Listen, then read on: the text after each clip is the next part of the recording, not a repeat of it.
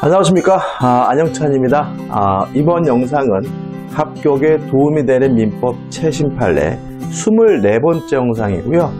양도담보권자에 대한 사용이익이 부당이득이 성립하는지 여부에 관한 판례입니다. 최근 들어서 이 양도담보권자에게 사용이익이 부당이득이 되느냐, 양도담보 목적물은 누가 사용수익하느냐, 이것과 관련돼 가지고 매년 계속해서 신문이 나오고 있어요. 일단 양도담보라는 것은 뭔가요? 소유권을 이전하는 방식으로 이루어지는 담보가 양도담보입니다. 근데 조심할 것은 뭐냐 하면 소유권을 이전한다는 방식으로 이루어진다는 점에서는 저당권과 차이점이 있지만 기본적인 내용은 저당권과 동일하다는 거죠. 쉽게 말하면 저당권이 설정됐더라도 저당권자가 사용수익하는 것이 아니라 저당권 설정자인 채무자가 계속해서 사용수익하는 것처럼 양도담보가 설정됐더라도 채권자인 양도담보권자가 사용수익하는 것이 아니라 양도담보 설정자인 채무자가 계속해서 사용수익한다는 점, 이게 가장 중요한 특징이고 최근에 굉장히 중요해진 거죠. 다시 말씀드릴까요? 자, 저당권이 설정을 하고 나서요, 그 주택에 임대를 해가지고 월세를 갖게 됐어요. 그러면 그 월세는 누가 갖는 거냐면 저당권자가 갖는 것이 아니라 저당권 설정자인 채무자, 소유자가 갖는 것처럼 양도담보가 설정이 되고 나서 그 목적물에 월세 차임이 발생했더라도 그 차임은 과실은 양도담보권자가 갖는 것이 아니라 양도담보 설정자인 채무자가 갖는 거다. 왜냐하면 그 목적물에 관한 사용수익은 양도담보권자가 사용수익하는 것이 아니라 채무자인 양도담보 설정자가 계속해서 사용수익하는 거니까요. 대단히 중요한 논점입니다. 자, 그러면 사실관계부터 볼게요. 일단 갑이 건물을 소유하고 있는데 을과 만나가지고 이 건물에 대해서 이 식당인데 임대차 계약을 했어요. 그래서 갑이 임대인이고 을이 임차인인데 문제는 이 을이 차임을 지급하지 않아요. 그래서 차임을 지급하지 않았다는 이유로 갑은 을과의 임대차 계약을 뭐 했냐면 해지했거든요. 그래서 일반적으로 이게 식당이면 상가 건물 임대차 보호법이 적용될 거고요. 그러면 상기분의 차임을 미지급했다는 이유로 갑이 을과의 임대차 계약을 뭐 했다는 얘기죠? 해지했다는 얘기인 거예요. 자, 근데 을이 해지됐으면 임대차 계약 관계가 종료가 됐으면 이 임차 목적물의 식당을 갑에게 반환해 줘야 되는데 그렇지 않았어요. 을이 이 임차 목적물을 계속 점유 사용 수익하면서 임차권을 포함한 목적물 전체에 대해서 병에게 양도담보를 설정해 줬거든요. 우리가 양도담보라는 것은 소유권을 이전하는 방식으로 이루어지는 담보가 양도담보니까요. 그 소유권과 같은 권리를 넘겨줄 수만 있다면 어떠한 것도 다 양도담보를 설정할 수 있으니까 이러한 양도담보는 일단은 유효한 거거든요. 자, 근데 문제는 갑이 이 양도담보권자인 병에게 목적물의 점유 사용을 이유로 손해배상 및 부당이득 반환을 청구하는 소송을 제기하게 됩니다. 일단 우리가 상식적으로는 을이 임차인이고 을이 점유 사용하니까 을에게 손해배상이나 부당이득 반환을 청구해야 될 것 같은데 지금 양도담보를 설정해 준다는 얘기는 을이 가지고 있는 임차권을 병에게 양도했다는 형태를 띠잖아요. 그러니까 갑은 실질적으로 임차권자는 병이고 병이 사용수익하는 것이니까 이 손해배상 및 부당이득 반환해달라고 청구하는 소송을 제기하게 됩니다. 사실관계 이해가 되시죠? 물론 을에게 당연히 손해배상, 부당이득 반환을 청구할 수가 있는데 이 양도담보권자인 병에게도 손해배상 및 부당이득 반환을 청구할 수 있느냐, 이 문제인 거예요. 일단 이 판례는 2018년 7월 12일 판례고요. 이 판례에 관련돼 가지고 작년에도 지문이 출제가 된 바가 있으니까 또 나올 수도 있고요. 중요한 판례인 거죠. 안 나오던 판례가 나오면 몇 년 동안 계속 나오는 경향이 있어요. 자, 첫 번째 읽어볼게요.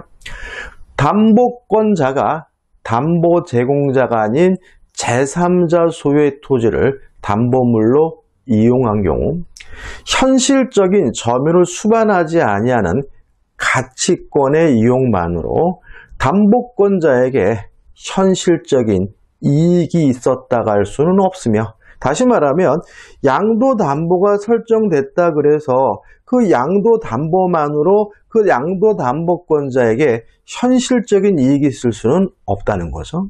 따라서 계속 보시면 그로 인하여 제3자의 점유가 방해되었다고 할 수는 없다. 다시 말하면 양도담보권자가 제3자의 점유를 방해하는 것도 아니고요. 또 양도담보권자가 현실적으로 이익을 취득하고 있는 것은 아니라는 거죠. 자, 그러면 이거 가지고 이제 구체적인 판결을 하게 되는 거죠. 자, 갑이 을에게 건물의 일부를 임대하였다가 차임 연체를 이유로 임대차 계약을 해지하였는데 해지 통보가 도달한 후에도 을 임차인이 임대차 목적물을 점유 사용하던 중 을의 채권자인 병이 을로부터 임대차 목적물이 소재한 식당에 관한 일체화 권리를 양도담보로 제공받기로 한 사안이죠. 여기까지는 뭡니까? 사실관계입니다. 양도담보권자인 병이 임대차 목적물의 직접 점유자인 을을 점유 매개자로 하여 임대차 목적물을 간접 점유한 사실이 인정되어도, 다시 말하면 양도담보권자는 뭐란 얘기죠? 간접 점유자는 얘기죠. 병은 갑에게 점유에 따른 부당이득을 반환할 의무 및 손해배상 의무는 없다라고 판시하고 있는 거죠. 다시 말하면 양도담보가 설정됐더라도 그 사용수익은 누구 하는 거죠? 양도담보 설정자인 을이 사용수익하는 거예요. 양도담보권자인 병이 뭐 하는 것은 아니죠? 사용수익하는 것은 아니라는 거죠. 또 과실도 을이 수취하는 것이지 양도담보권자인 병이 수취하는 것은 아닌 거죠. 그래서 따라서 갑은 임차인인 을에게 부당이득 반환이나 손해배상을 청구할 수는 있을지언정 양도담보권자인 병에게는 부당이득 반환도 청구할 수 없고 손해배상도 청구할 수 없다는 것이 우리 판례의 태도가 되는 거죠. 다시 한번 말씀드릴까요? 자, 양도담보가 설정이 됐어요. 그래도 그 사용수익은 누가 하는 거죠?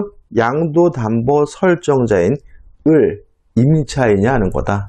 양도담보가 설정됐더라도 양도담보권자인 병은 사용수익하는 것도 아니고요.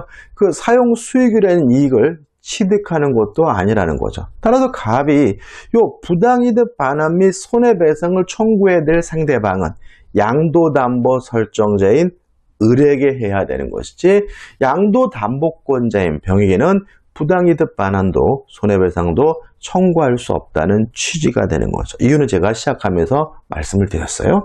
자, 그러면 예상 지문을 좀 보자고요. 예상 문제 지문이 좀 까다롭게 느껴질 수가 있어요. 첫 번째 지문입니다. 담보권자가 담보 제공자 아닌 제3자 소유의 토지를 담보물로 이용한 경우 현실적인 점유를 수반하지 아니하는 가치권의 이용만으로 담보권자에게 현실적인 이익이 있었다고 할 수 있다. X죠. 다시 말하면 양도담보가 설정됐다 그래서 담보권자에게 현실적인 이익이 바로 취득되었다고 볼 수는 없다는 게 판례 입장인 거죠. 두 번째 질문입니다.